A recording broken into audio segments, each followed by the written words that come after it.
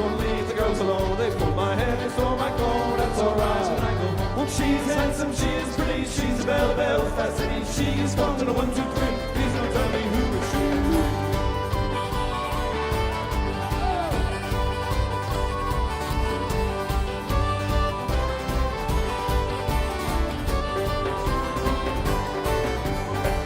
Mooney says he lost her, and all the bodies are waiting for her. They're knocking on the door when they're grinning on the box, saying, oh, my true love, are you well? Out she comes, it's like the snow, rings and the fingers and the bells and the toes. Sure, nothing says she'll die, and get the blood with the rope and I. Tell me, ma, when I go home, the boys won't leave the girls alone. Pull my hair, stole my comb, and that's alright when I go home. She is handsome, she is pretty, she's a belle, belle, fascinating. She is come to the 1, 2, 3, please don't tell me who she is.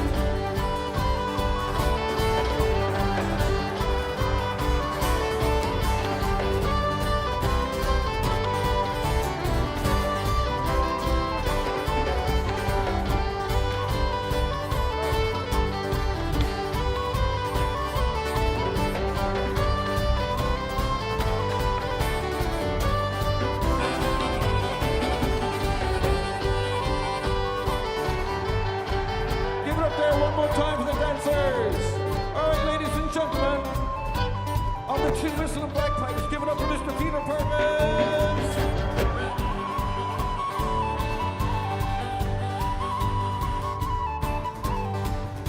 Joining us on his 3rd gig ever, on the bass, John Marco, gig number 3.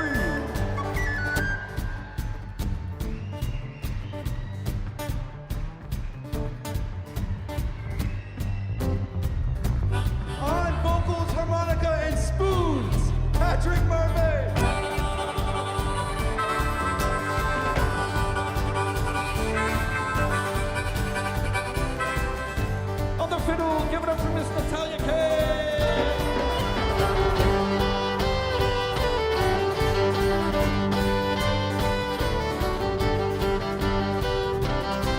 On the guitar and the hips, Parker Hastings.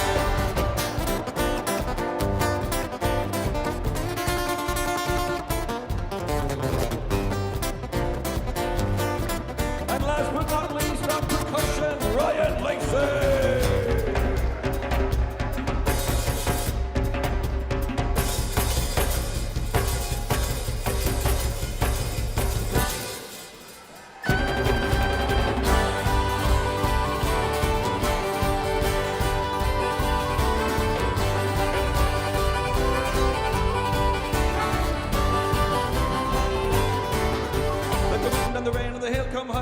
Come tumbling from the sky. Well, she's as nice as apple pie, and she'll get around and by and by. When she gets a loud roar, she won't tell a man when she comes home.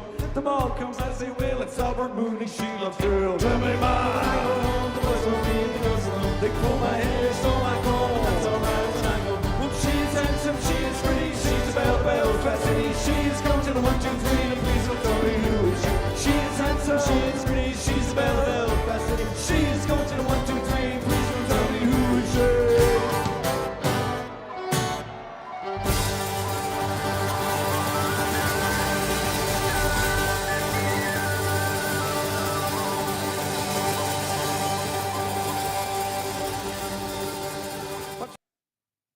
Wow, there we go. Having a good day today, folks.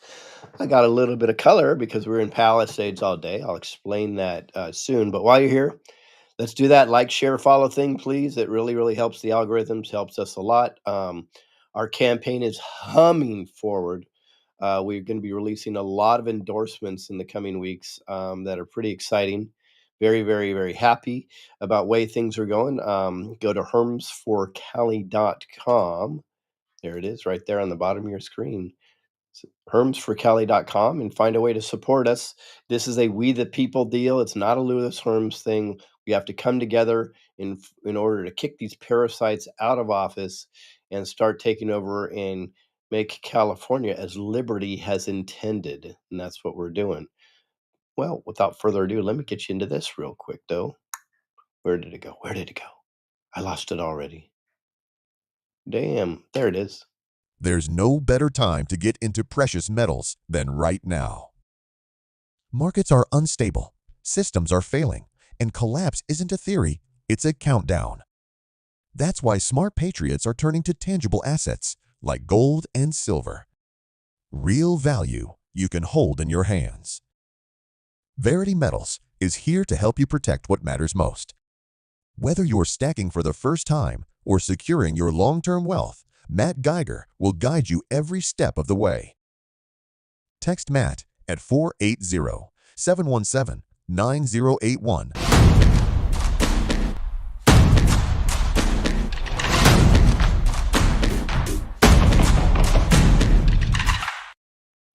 All righty then. Hey, let me adjust my camera so you're not just seeing my little head here. Boom, bada bing. Just did a great interview on another channel. Dun. You guys will soon see. All right, here we go. Today is a unique day, actually.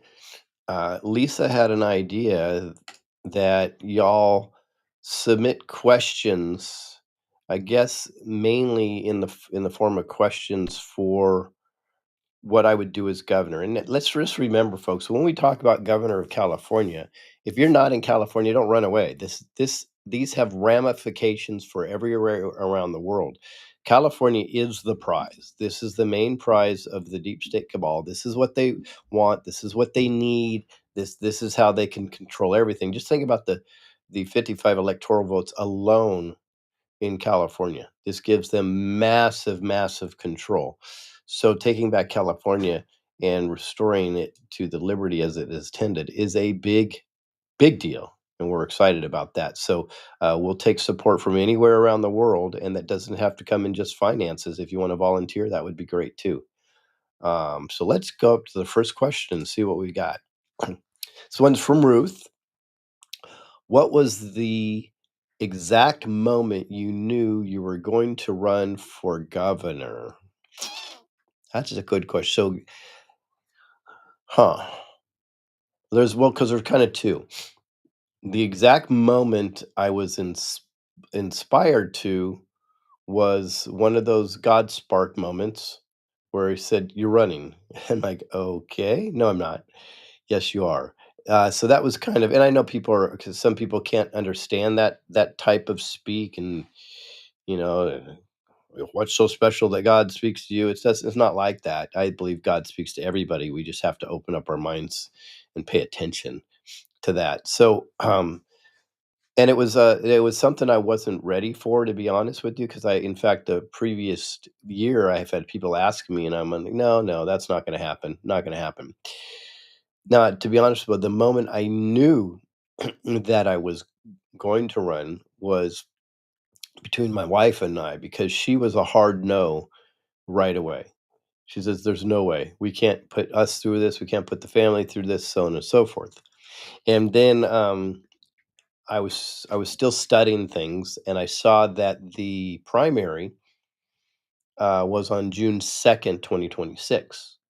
Well, June 2nd happens to be my birthday. So I let her know. I said, "Look at this. The primary is on June 2nd." And she gave me that, "Oh no." And I said, "What's up?" And she says, "Well, I guess that's a sign, isn't it?"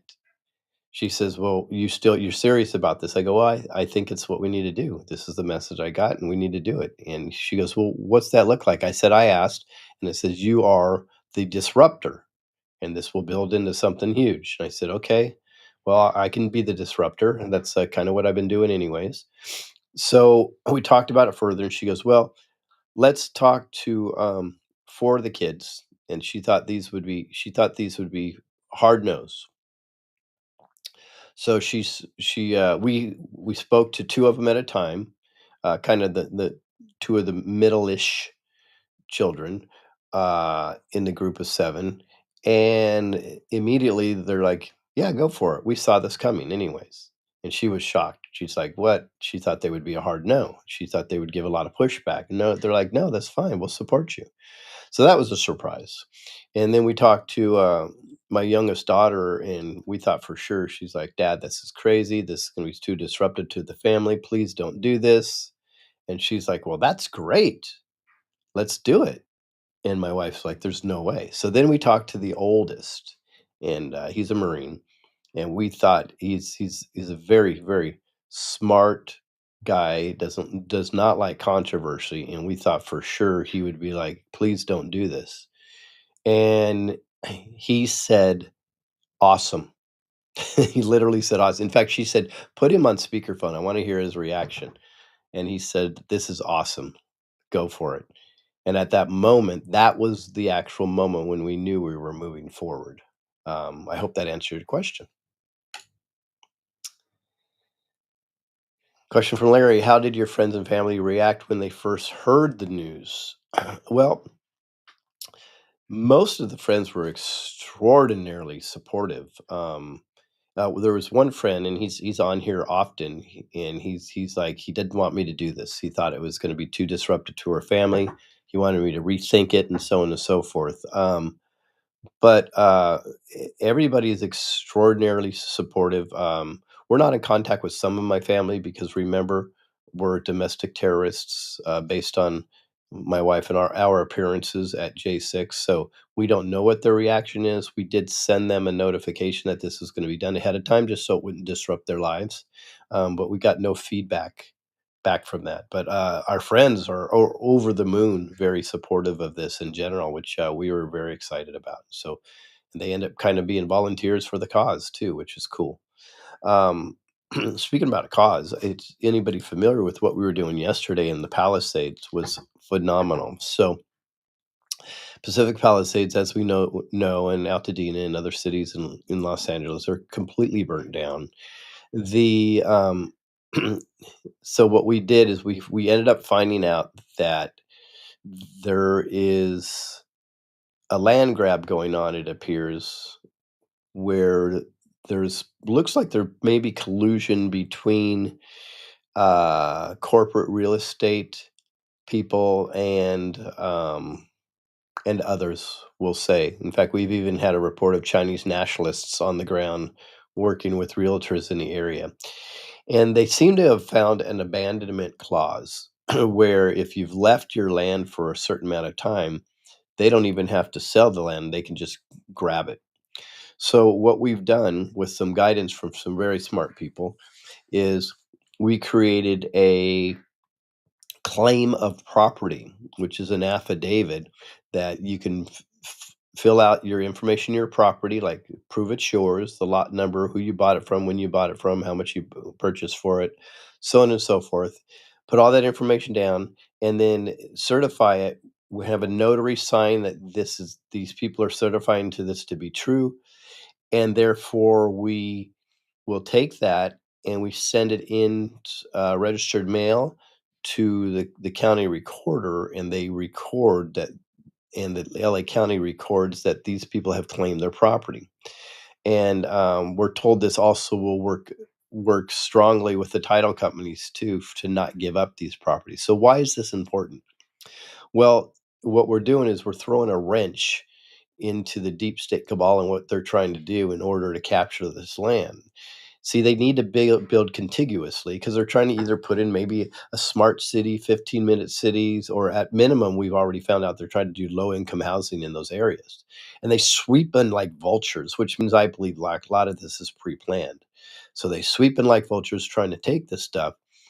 So what we have done is if you only get about say 20% of the people just to claim their property, it's cost them nothing, right? It's we're doing them a favor. All they have to do is claim their property. Now when these builders come in, because they can't build contiguously across a certain place, there's going to be spots that are still held. That's not valuable to them anymore because they need the land go continuously together in order for them to build. So this is going to throw a huge wrench into it.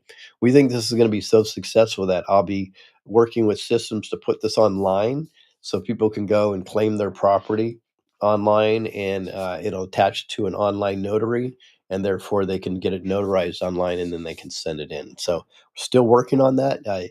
Yesterday was the first salvo in this, and we met some good people there. I think it's going to be hugely successful. So we'll keep you updated, though. All right, Larry. Oh, we already did this one. Sorry about that. Here we go. What's next? Question from Edith. What's one thing about running for office that totally caught you off guard? Nothing yet, to be honest, Edith. I I knew this was going to be a challenging effort. I knew that I figured we would probably get some support. We did. I think maybe it's a positive thing is how much support we got and how fast people jumped in our corner and offered to volunteer. So it probably wasn't even a negative thing because we expected the worst and we still do. They're gonna come after us the more traction we get, I'm sure.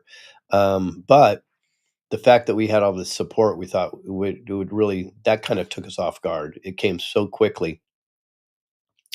The only thing that's lacking now is the funds, but we're sure they'll come. I mean, there's probably people watching right now. Just go to hermsforcali.com. You can support and donate from anywhere in the world. We found out that's a law that's open in California. They may have created that for their own devious reasons, but we're going to take it and use it to our advantage. So the maximum that you can donate is $39,200. Sorry for all of those that you want to donate a lot more. You'd have to find a super PAC that supports us to do that, I'm sure. They don't support us directly, by the way. That's not the way it works. They indirectly they'll support our ideals and things that we're supporting.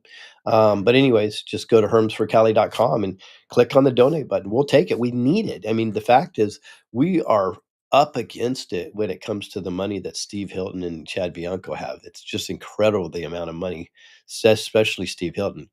Um, so we think we can win this on a fifth, maybe even a tenth of the money that they have, but we still need a lot in order to get this done. Something I'm going to propose in the future is that we change the way elections are done. So good, we the people type guys like myself do not have to raise uh, tens of millions of dollars in order to be successful. That's not the way it should be. I would love for some electrician or plumber one time to be able to come in and just they have some really good values, they have good history, and they can win a prominent election without millions of dollars. That's ultimately the way it should be. So, unfortunately, like Trump, we have to. President Trump has to play the game like we did, so we're doing so yeah, we have to play the game. Unfortunately, we're gonna take it's gonna take a lot of money. So please, friends, family, supporters, go to hermsforcali.com and at minimum, look at what we're doing and you can support us by forwarding our links all over the place. We're getting a lot of traction lately, which is pretty cool. All right, next up, question from Shannon. Has the reality of campaigning been harder or easier than you imagine? Well, that's a great question. Well, because of my personality, I think it's been harder. And what I mean by that is really have vested myself into this process on creating ideas and working on solutions for issues. And I'm kind of a hands-on guy, so that's why I was on in the Palisades yesterday. And we're not going to run our campaign like a normal campaign. We're not. It's not a bunch of hyperbole and drama and things like that. That's not our intention. I'm sure we're gonna have to go after opponents, especially if they go after us. But the reality is we like to do solutions. So there's a lot of work and a lot of conversations daily and a lot of traveling to come up with real world solutions to all the things that are going on. We came up with 17 different problems and 17 solutions, and we're still working internally within that. I'm having meetings constantly. That has been a lot harder for me because I'm not getting much sleep because I'm really vested in it wholeheartedly. Um, the easier than I'd imagine is how the support is coming and the volunteers are coming out. So anybody want to volunteer? We have a whole beautiful network of volunteers. We have a great strategy in regards to that. We have the right people in charge of that. So feel free to go to hermsforcali.com and see you can volunteer. And you can volunteer anywhere in the world, actually. It's whether it's a phone call or sending out emails or posts or you're in charge of something anywhere. And this is going to be a global we the people effort. When we take the governor's mansion, it's we take the governor's mansion, not Lewis taking it. And that's what's really special about this run, in my opinion. All right, Erin, what's a challenge you faced no one warns you about? Hmm. I would say at the moment, um, as of late, here it goes. Health challenges. I've been fighting something for about 2 months. Um, Many people think it's a spiritual attack. Some things thinks that we've been poisoned. I don't know. I really don't. I know it's been. I haven't told anybody much, but it's been a major challenge the last 2 months just to deal with some health situations. And when you look at my blood work, my heart rate, my blood pressure, it's all A plus. They're like, Lewis, you're like a 35-year-old. So that's the good news. Um, but these are different type of lung infections and some really weird, odd things that are going on, and we're working on it, and I'm working with some of the best. You wouldn't recognize some of their names from a standpoint of being really well known, so we're attacking this, but that's been probably the biggest challenge as of now, right? Sleep is at a premium, and health needs to be way up there, and it hasn't been during this battle, but, what do they say? You're on the mends? I think we're on the mends, we're doing really well, and, I'm gonna be relaxing next week, even though I'll be working, I'll be in a relaxing situation, which is, necessary. Alright. Lena, can you share a funny or unexpected moment that happened on the campaign trail? That's a good one. Um, okay. This is I you know what? I can't say who it is because that would probably be an embarrassing, but, somebody that everybody knows in their platform their platform, has has interviewed me. I don't even know if the interview's out yet, and, he saw me he said to one of my, chief assistants, and he said to me personally, he says, "You're perfect for this, you're so handsome," and then he walked by me in public again, he's like, "I just can't believe how handsome you are." I'm like, "Okay." I don't know, and then, I was introduced as the handsome guy. I'm turning red now, I know, but anyway, so that was unexpected. That was I think funny. We all kinda laughed about that. In fact, of course, for the rest of the day, people teased me about that.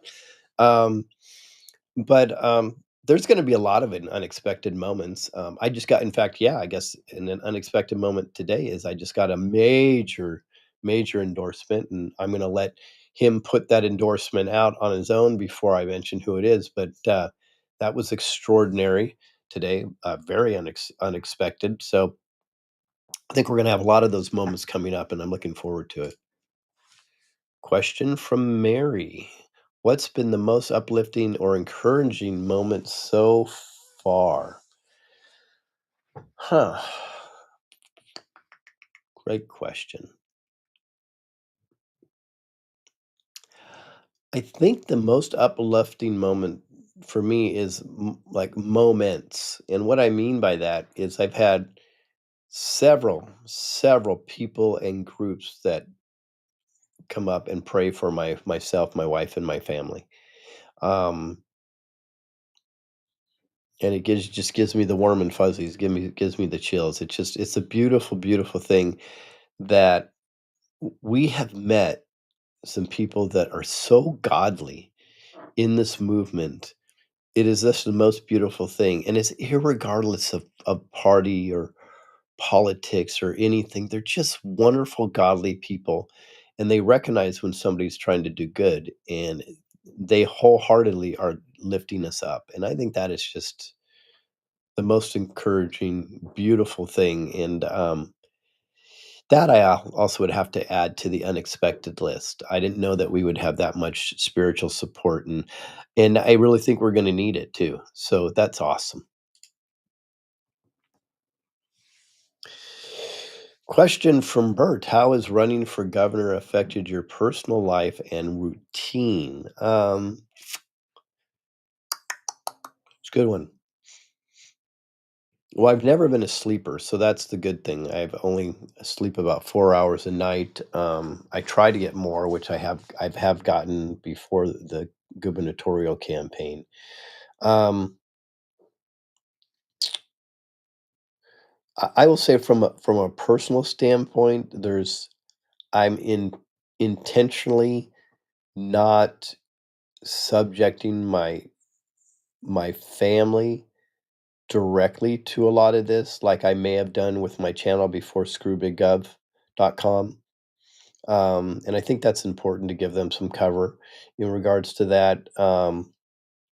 In regards to routines, it's funny because my intention was before I started getting under the weather about 2 months ago, is I had all these routines set in place, and I'm gonna try to reactivate them, and that was a special nutrition routine, a fasting, a cleansing, a workout routine, a stretching routine, martial arts routine. I mean, I had all these laid out, and this is what I plan on doing, and then um, that got completely disrupted. So I'm hoping to get back on that this coming week and take my health seriously because I'm gonna have to be healthy to make this run for sure.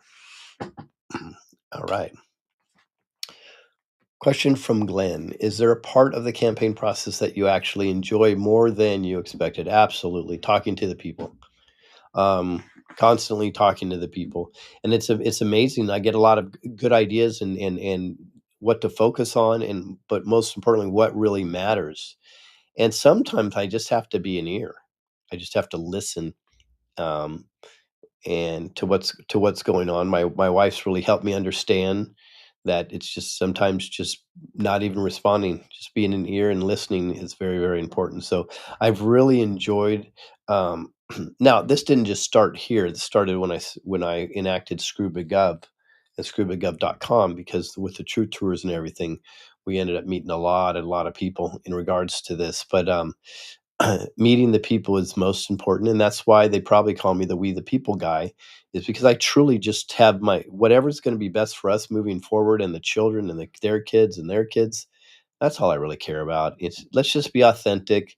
Let's stop the games, but I think, I enjoy that process the most is traveling and getting to meet people, which is gonna happen a lot more here coming soon too.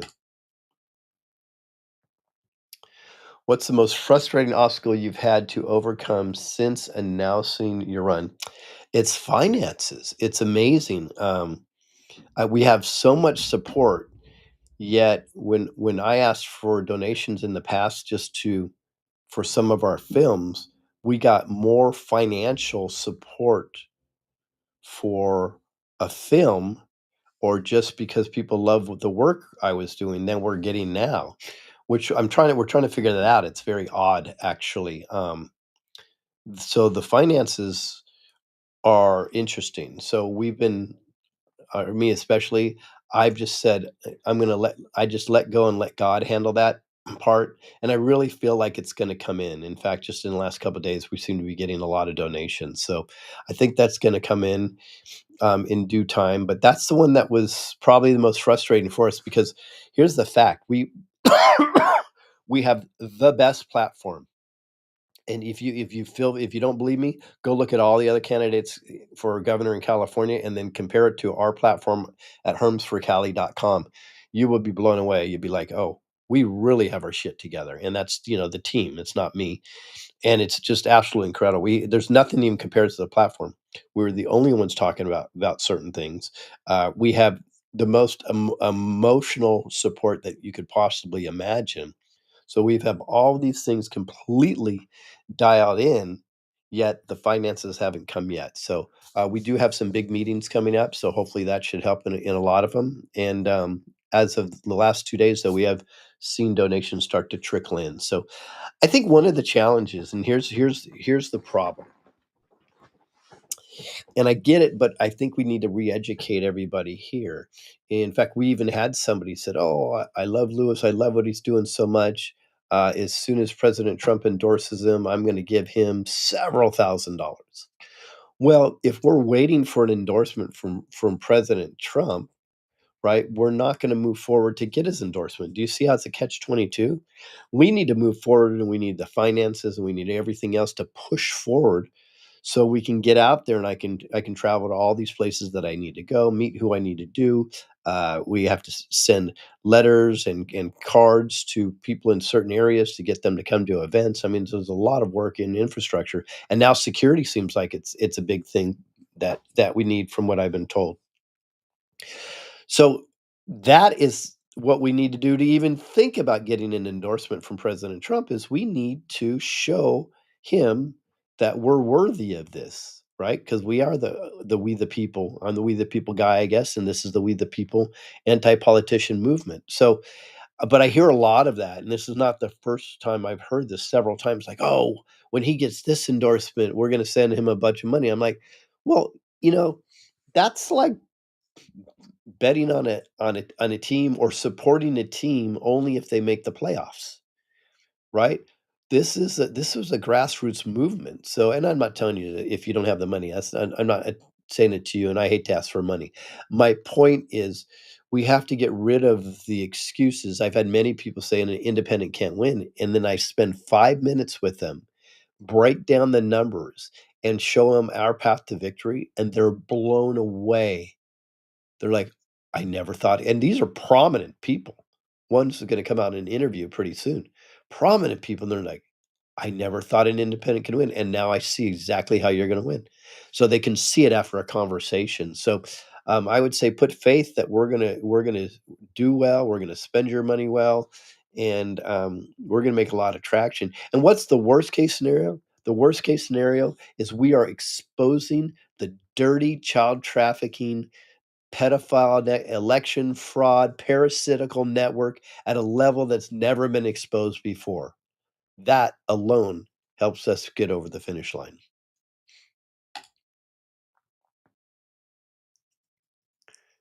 Ah, there you go. What some people might not realize about the expenses involved. Well, that kind of tails into the last conversation we were having. But I'm finding out that the amount of security that I'm told we'll need when we progress is astronomical. Um, from what I'm told, and how much that may cost. So that's probably the one that shocked me the most. We're pretty good considering, we did 117 tours. You may remember the Truth Tours and the Unity Tours. 117 stops across the nation, 3 times around. That we are pretty darn good at managing the expenses in regards to not overspending on these things. So, um but the security, I think, it seems to be the biggest one, and obviously, we expected the marketing portion to cost a lot, um, but that seems to be a big deal too, and, we're hoping maybe, uh, I can't say it publicly, but a super PAC helps promote our ideas some way also in that regards. I have to be careful the way we talk about that. Patty, what's the most helpful thing a supporter has done for your campaign? Well, I hate to just say one supporter. I would say in general, take the money aside because donations are awesome. But I would say the best thing that we've seen is the excitement that people have for the campaign, and the fact that they are taking the information that we put out there and forwarding it all over the place, even if they have a small platform, is huge, huge. And I believe, and I just had a conversation with Scott McKay right before this, and we are talking about one of the biggest things that we need is for we the people to get on board with promoting this effort. And that's really where I believe, and he believes that we're going to win, is when we actually say, okay, this is a we the people movement. This is where we prove that we hold the plan and that we the people are the power, and we just start forwarding this information all over the place. That is probably the most helpful and supportive thing that we can do for a campaign, for sure. Because donations are awesome. I mean, we need them, but the reality is we need so much grassroots efforts as possible, and I think that's where we're going to take it. Fred, how do you balance staying true to your beliefs while also appealing to a wide audience? I don't. I don't. I'm not interested in appealing to a wide audience. I'm interested in staying true to my beliefs. And I believe this is the age of authenticity. I really believe that people are craving authenticity, whether they're on the left or the right or the center, wherever we may think they are. I think in general, most people are done with the division.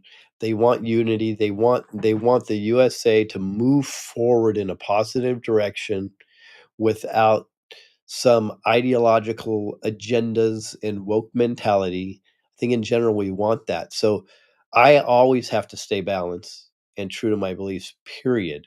And if it doesn't appeal to a wide audience, then it's just not my time. Because this is God's time. This is not Lewis's time. This is not about Lewis. This is about the children and God putting just certain people in place to be the conduit for what needs to happen. So that's why I'm my own campaign manager at this point, because I'm not going to have a campaign manager ask me to change certain things that I say in order to appeal to a bigger audience. Not going to happen. Not interested in that. So I have campaign advisors and some phenomenal people, and I have great assistants. But I'm definitely if if my message of authenticity and truth can't appeal to a wide audience, it's just not my time, and I'm okay with that. I think we're gonna get a lot of traction, Joe, me being like that. Guess what the cool thing is? I don't have to remember anything because it's just truth. Andy, what's one conversation you've had with a voter that really stuck with you? Hmm, that's a great one. Let me think.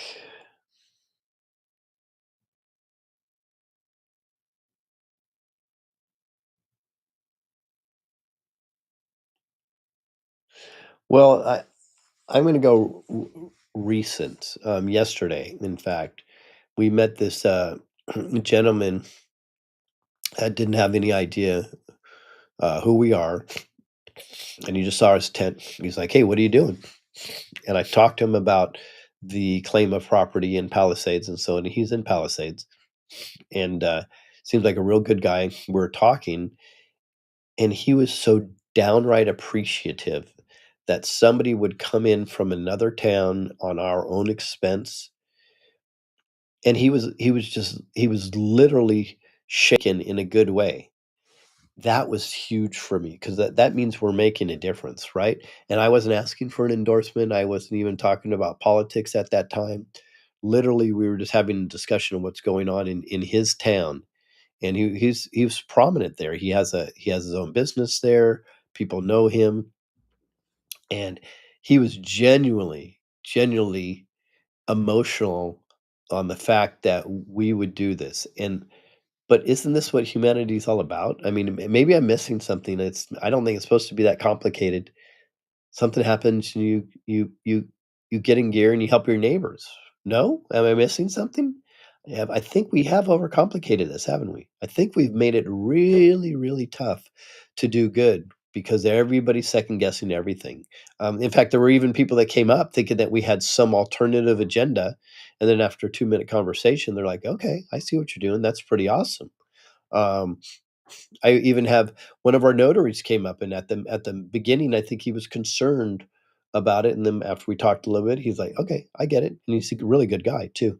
So, that conversation yesterday, though, it I think that will stick with me for a while because his reaction to us just trying to do the right thing was, pretty emotional, and then we got into the political side, and he actually aligned with us completely and was fairly awake too, which was kinda cool. Alright. Sean, what do we have here?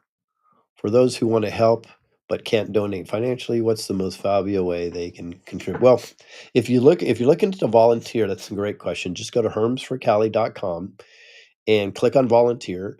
And then we have our volunteer manager, Trina, who's just a wonderful person. She'll contact you, and then you'll click on there what you're willing to do as a volunteer, and that's super super helpful. Anybody that can volunteer and is willing to participate in that matter anywhere in the country, we'll take it. So that's probably the best way that you can do it. And then, of course, if you see something that we post out there, repost it on your social media and just get the word out. I've a lot of people have come up to me lately, which this I do think is kind of cool and goes back to a previous question. I won't say shocking, but it is refreshing. Many people came up and they said, "Hey, so and so was talking about you and said I need to meet you," right? Or we get people come over to the social media, especially X of lately. "Hey, I was told to come over here. I love your platform. This is great." So that's really starting to get some traction also. Tanner, is this campaign only relevant to people in California, and can supporters from other states get involved and make an impact too? Yeah, I think I addressed that already a couple of times. Definitely all states, even other parts of the country, can contribute in regards to support, donations, volunteerism, everything, which is, I believe California made it that easy in order for deep state actors to get involved. And I think it's going to backfire because we're going to use it to our advantage. But great question. This looks like the last question. Question from Leslie. What message do you want every supporter to remember and share with others? I think it's pretty simple. We got to do this for the kids. Kids may not even be born yet. It may be children of children of children. I don't know. But if we can't fight right now in this place and time for our children, I don't know what we can do. And I think this needs to be at the forefront. Human and child trafficking is the largest industry in the world, in my opinion, definitely in California, right? And it seems to be completely ignored, except for the Trump administration as of late, have a lot of arrests going on. So we need to bring attention to that. Whether you support Trump or not, I always like to point out when I see good things going on. And right now, it seems like there's a lot of arrests in regards to that have been coming across my desk. I have to verify. But the children, the children, the children. We need to fight for the children at the highest level possible with all your might and all your effort, because I can't leave this country for my children or their children or their children the way it is right now. I can't do it. There's just nothing in my soul that can leave me to do it. My wife can't do it. Many of our friends, our supporters can't do it. We are all in. So I would just say, please, please remember what we're fighting for. And it actually makes it a lot easier. I feel like sometimes God's lifting me up and carrying me over the finish line. And maybe it is just because we're fighting for the kids. So appreciate everybody. I'm not quite sure how I'm going to do a show tomorrow, but I will figure it out somehow, some way. And then next week I have special guests or special I guess guest hosts coming in. I'll see if I can make it on my own shows, but we set it up like that just in case I can't get internet signal where I am. So we'll have Bruce Poppy, Christine Geiger, possibly even Robert Imbrielli, and others running the shows next week. I am going to do my best to pop in there. It may not happen, though, based on my internet connection at the time during travel. So God bless everybody. We appreciate you. Just know we got this. If you want to support us in any way, just go to HERMSforCali.com. Take care.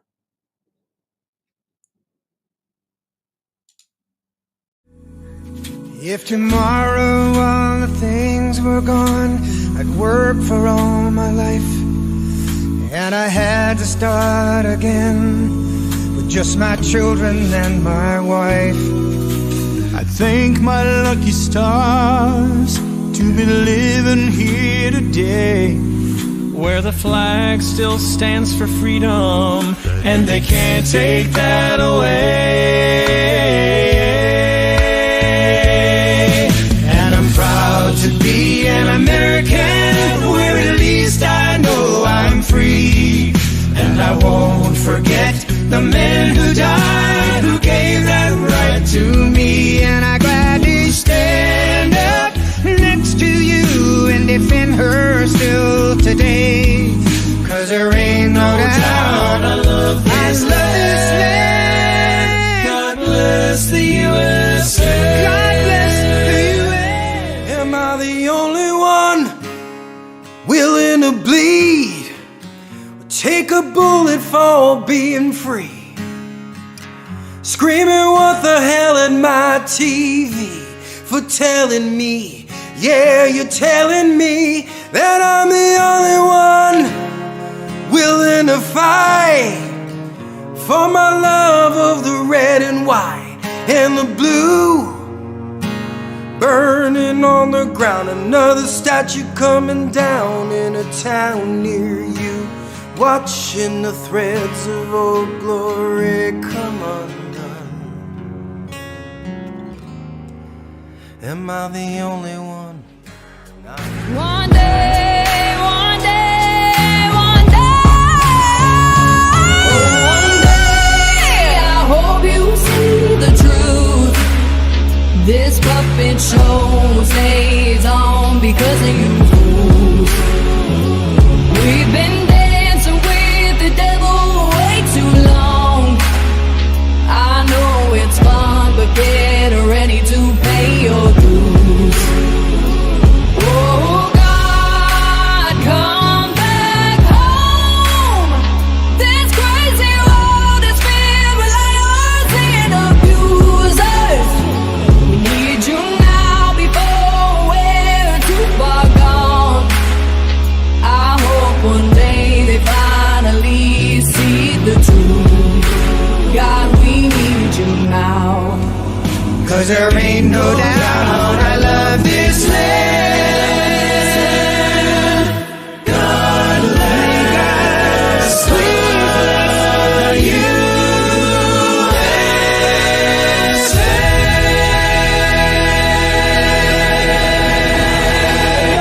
Everybody, we are taking our country back.